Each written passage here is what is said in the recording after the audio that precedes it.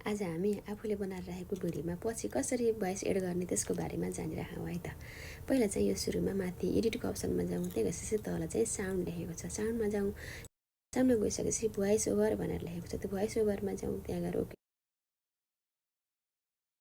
Voice ओभरमा गइसकेपछि यहाँनिर अब रेकर्ड हुन्छ, आफूलाई भन्न मन लागेको कुरा भनौँ है त।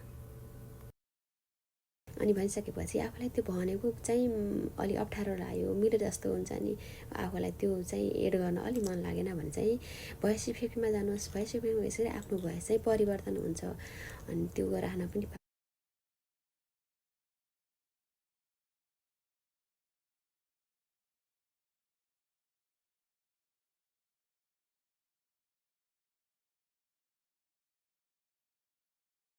अनि आफूलाई चाहिँ अझै अर्को भोइस राख्नु पऱ्यो, अरू साउन्ड एड गर्न पऱ्यो भने एड साउन्डमा जानुहोस्। एड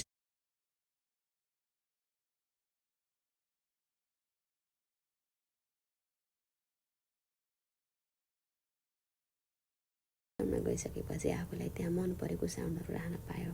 यसरी नै आफ्नो भिडियोमा पछि भोइस एड गर्न आफ्नो भोइस र अरू साउन्डहरू पनि एड गर्न मिल्छ है त।